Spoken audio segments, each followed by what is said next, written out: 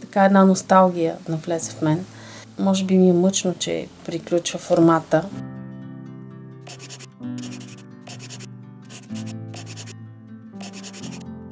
Тези 5 седмици бяха много интересни.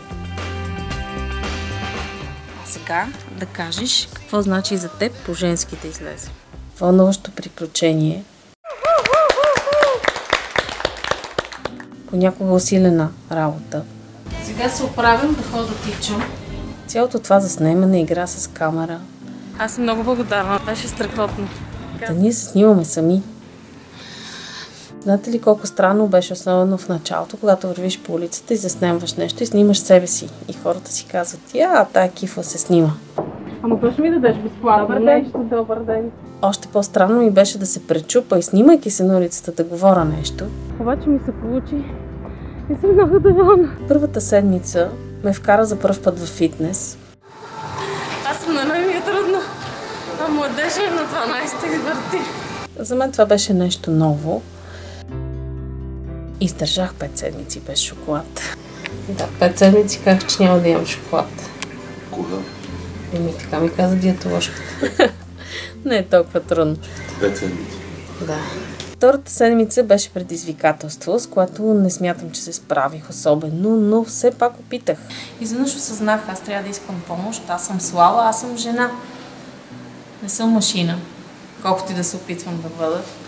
Третата седмица започнах с голям скептицизъм, но тя ми стана любима седмица. Мен лично ме провокира да се замисля какво е за мен щастието и какво всъщност искам аз, за да бъда щастлива. Казах не на много неща. Казах не на великолепните, казах не на следобедната работа и не на училището на Стефчо. Нали съм щастлива, май? Видях, че ако кажеш не на някой, а дадеш предимство на други, не означава, че ти ще се провалиш, а просто може би ще намериш малко време, в което да се отпуснеш. Сега съм близо дома на Стамболийски и ще се забавляваме. Да. Четвъртата седмица. Въздушната йога, вау! Тотална загуба на контрол. Преодолях страха си и това ме накара да се почувствам много свободна.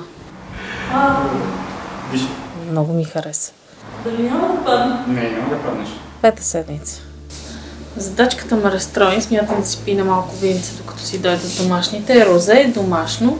Зори, ти ще направиш представление със своето семейство. Ти ще режисираш едно представление, ти ще разпределиш ролите, ще го изиграете и така пред, да кажем, хайде, минимум 10 човека. Зори не хареса мисията, която й дадох. Утре ще се замисля защо съм ядосана.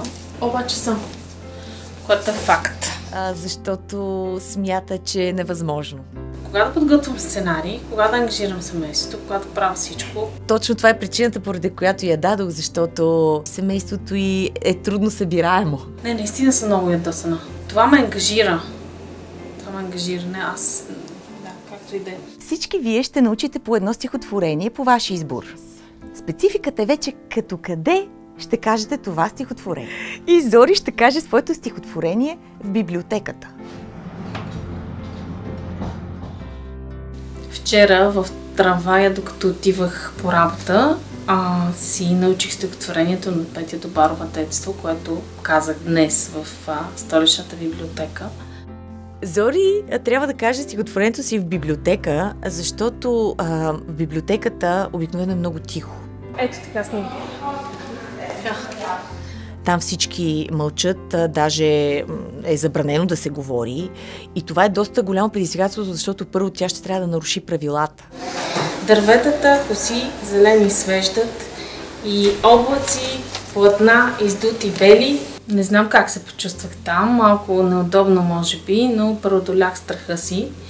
На детството най-хубавото цвете. Това беше. Може би промяната не е видима външно, обаче повярвайте ми е видима вътрешно. Виждам, че от тук нататък, след края на Великолепните 5, тя ще продължи процеса вътре в себе си, бавно или бързо.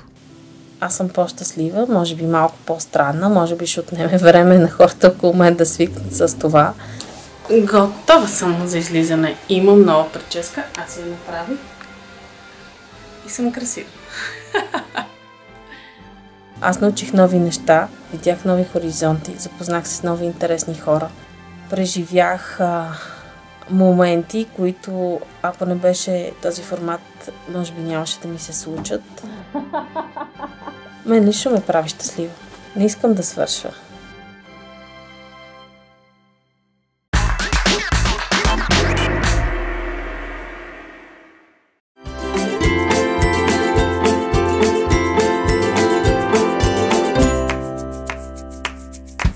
Имам 3 деца. Най-големия вече не е дете. Божа? Ти не си ли на училище? Отиди да си извадиш лична карта. Отиди сега да си извадиш лична карта.